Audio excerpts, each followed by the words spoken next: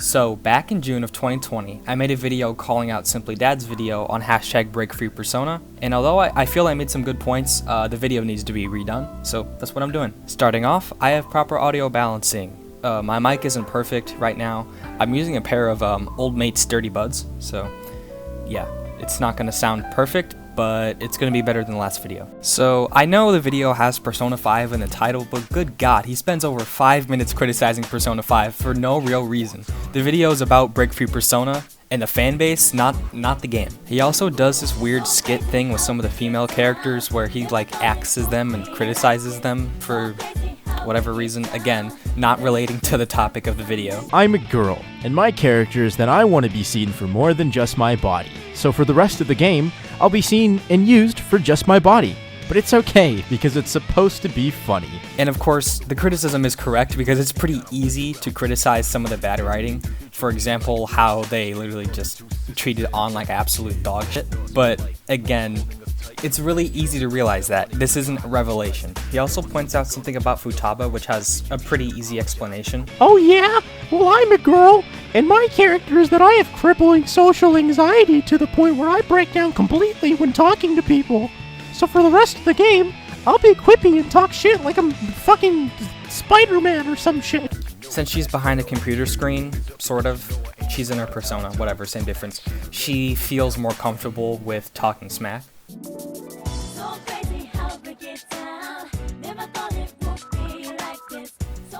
So around the 5-minute 40-second mark, he complains about how the fanbase apparently spews out misinformation, and this is very ironic coming from the guy who cut up a conversation in his Persona 3 video to make it seem bad when in actuality there was nothing wrong with the writing of said conversation. He also provides no legitimate proof that the fanbase does this. He shows 2 screenshots which are misinformation in a technical sense, but they're obviously not true.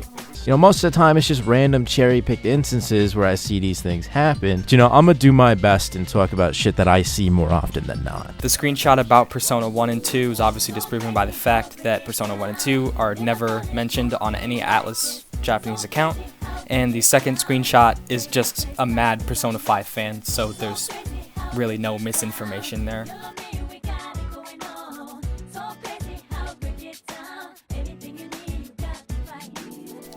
Okay, so we're at the meat and potatoes of this video.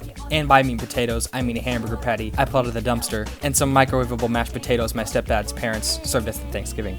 White people Thanksgivings are insufferable. Anyways, he pulls up a video of Fidel and responds with, "We want Persona on Switch, Persona 3, 4, 5, 5R, anything." I mean, okay. Just fuck these other games, I guess. It's almost as if Simply didn't comprehend what Fidel said at all. If you actually watch it, Fidel said he'd want anything to come to the Switch. Just because he doesn't name drop Persona 1 or 2 doesn't mean he'd be mad if they came or anything remotely like that. Simply seems to get annoyed or upset when people don't mention Persona 1 or 2, but why don't they mention them? It's because Atlas never talks about them. Not only that, they don't have as many re-releases as other titles. As far as I know, Persona 4 currently has the most ways to play, so that's PS2, 3 from the digital store, Vita, and Steam, while the Persona 2 duology are tied for having the least number of ways to play in English. Instead of getting mad at fans for not playing them, get mad at Atlas for not re-releasing them more often. At the 6-minute and 40-second mark, he says, "It's important to note that Atlas West has no bearing on what Atlas Japan creates,"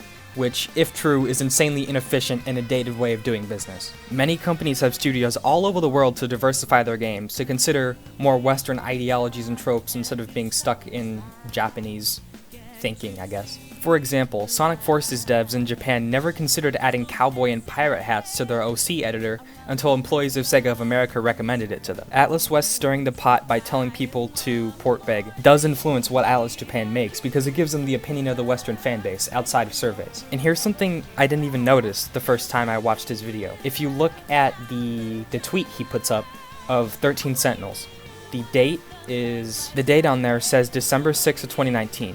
And if we look at the replies, you'll notice something.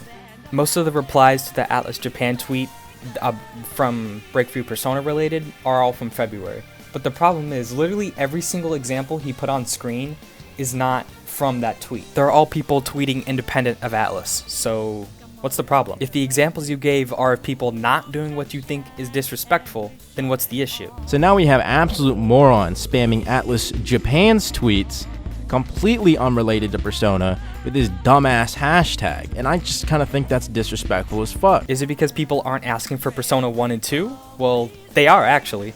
Look at multiple examples of yours that you put on screen have people asking for Persona 1 and 2 along with the rest of the titles. What it seems like to me is he just looked up Break Free Persona and took a bunch of random tweets, whether or not they were actually replying to Atlas, and just said it was disrespectful as fuck. And these tweets don't even fit his agenda. It's just really sloppy to me.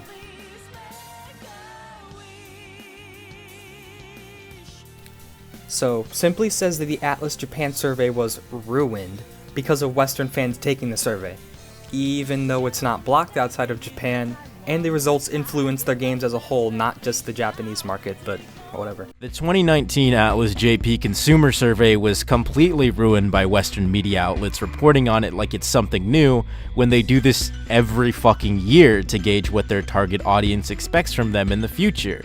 You know, their interests, their purchases, and if they would be interested in the possibility of any ports in the future. Which, of course, the second the people in the West got word of it, started flooding it with responses, pretty much defeating the point of having a Japanese survey for the Japanese audience. If Atlas Japan really didn't want the opinions of anyone else, they would have blocked it from being accessed outside of Japan. Simple as that. I recall taking the Japanese survey in 2019 because news outlets on Twitter reported them. And why the hell are you blaming GameXplain and Persona Central? Literally reporting on news is what they do, whether it be from Atlas West or Japan. Should all Japanese news be blocked because, it's not meant for you? No. And you know, making matters even worse, since most of these absolute fucking chads don't speak Japanese, they mistook Atlas gauging interest in potential ports to Nintendo Switch as basically a fucking confirmation that they come in a Switch. Who thinks this? I'll bet you next to no one thought that, and Google Translate isn't that bad. And again, he gives no proof of his claims. And did you all even know that Atlas West had their own survey for us? Because I sure as fuck didn't talk. I see nobody talk about it. Let's highlight Simply's hypocrisy for just a moment. If we go back to his quote, Atlas West has no bearing on what Atlas Japan creates. So, if they really do have no bearing, then the Atlas West survey is useless, right? But since there is a survey in the first place, it has to have some sort of input on what gets made, otherwise there'd be no need for a survey.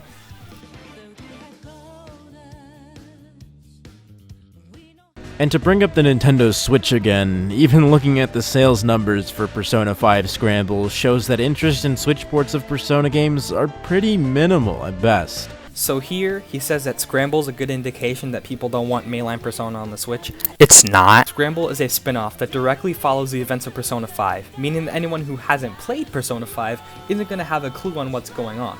Second, although this isn't inherently his fault, he's judging the game based off Week 1 sales alone, which is not a very good indication of lifelong sales. And a Koei Tecmo financial report said they anticipate the title's going to be a long-time seller, so even if the Switch version doesn't surpass PS4 in sales, it's still going to make good money.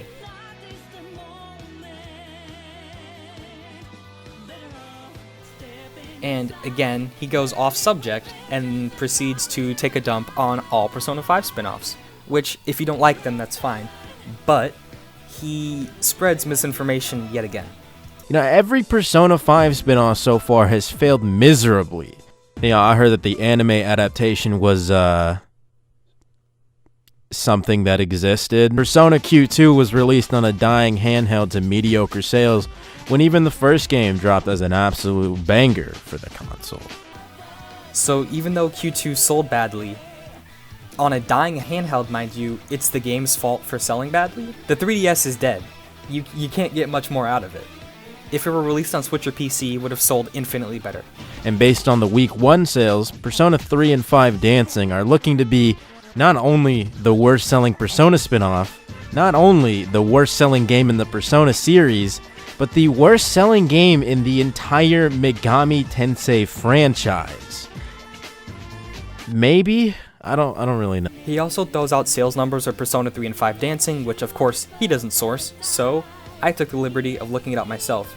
And would you look at that, an article with all the sales numbers posted 2 months before his video came out. So there's no excuse for him to miss it. It's a Persona Central article, and it shows that Persona 5 Dancing has sold a little over 50k copies, and Persona 3 Dancing has sold a little under 50k copies. Keep in mind this is only Japan, does not track digital sales, and these numbers are from February of 2020, so they could be higher by now, but Its dancing games, I don't really think they got that much higher.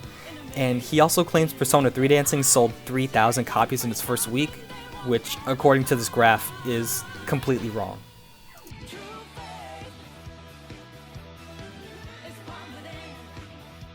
What I hate is that there's just a mass majority of folks simping for Persona ports solely for the fact that they never played any of the games before, and think that Atlus should waste their time, money, and resources porting their games just for that, which by itself is an extremely selfish-ass thing to ask for. But like, come on now, dog, be real. Why feign your interest in a series if you're not gonna go out of your way to play any of them? You got all these different ways of experiencing the games on modern consoles, but instead of just, buying this shit. What is so selfish about wanting and asking for a port? It's not like they're making it just for you or anything remotely like that. If there's a market for something that doesn't exist and you fit into that market, there's nothing wrong with wanting that product. Some people have better things to do than buy multiple consoles just to play an old game that should already be on current gen, or PC at the very least. Sorry to burst your bubble, but no, the PS2 is not a modern console. It requires memory cards, for God's sake. What kind of modern console requires that? Oh, well, besides the point.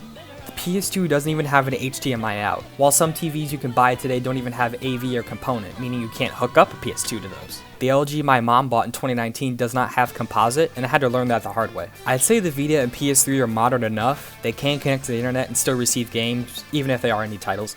But who wants to buy an old console just for one or a handful of games? Every publisher under the sun re-releases their titles on current gen platforms, except for Atlus. That's something they should be criticized for, not brushed to the side. Yo, even the dude who started this whole ass hashtag hilariously neglects to mention Persona 1 or 2 at all when talking about the games that need remakes or ports. Persona 2, the duology that needs 2 consoles to play fully in English, but you gotta sell your whole ass soul just to get a copy of Eternal Punishment on PlayStation 1. Or, the original Persona, where the PS1 version has over half the content removed from the game, and the PSP version is the only way to play it fully, but you gotta deal with this doo-doo-ass soundtrack. And here, he proves my point even further. All the games need some sort of re-release. The problem is that he thinks only Persona 1 and 2 should get a re-release, which, hypocritically, is pretty selfish of him. It's fine to not want other ports, but to put people down for not wanting your ports is low. In the screenshots he provided, many people want Persona 1 and 2 ports, but he chooses to ignore that because it doesn't fit his agenda. Let's look at this from a business perspective. If you were Atlus, which would you re-release first? Japanese-only RPGs that need translations, are obscure, and aren't that in demand, or RPGs that already have translations, have a bigger audience, and a lot of demand? I'm not saying the older SMT games should never get ports or anything, but it makes sense for Atlus to prioritize what will make money at the end of the day. There's a whole gang of Megami Tensei games that need ports or some kind of virtual console re-release. SMT2, SMT-IF, Majin Tensei, SMT9, the original Double Summoner, and low-key, there's a whole grip of games that are still stuck in Japan, if I'm being real. These games have never been brought to the West at all. SMT1 is only available on an older version of iOS and ain't never been updated for modern devices. So it's essentially unobtainable and unplayable. But for sure, dog, keep asking for these games which are, released on one of the best-selling consoles of all time, which can easily be bought for 30 bones a piece. Here, he makes the argument because Persona 3, Fez, and 4 are on the best-selling console of all time, you should buy those instead of just wanting to port to modern consoles. But we want them on modern consoles for a reason. Whether it be higher resolution output, to play with a more familiar controller, to play with potentially not needing adapters just for it to work on your TV. Or what about people who don't have space for another console? I sure as hell don't have enough space for another console. So the rest of the video has really nothing to do with Break Free Persona. It's him complaining that people think SMT is too hard. I haven't played an SMT game, so I can't comment on that. What I can say is that difficulty is completely subjective, so there's no need to shit on people for thinking something's difficult when you think it's not. Although him saying Persona 2 is expensive as hell and then recommending you play it is just kind of funny.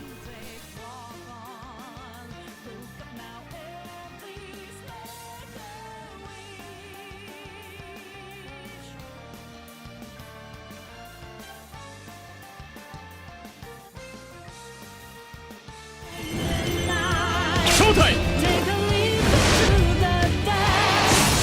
アルセール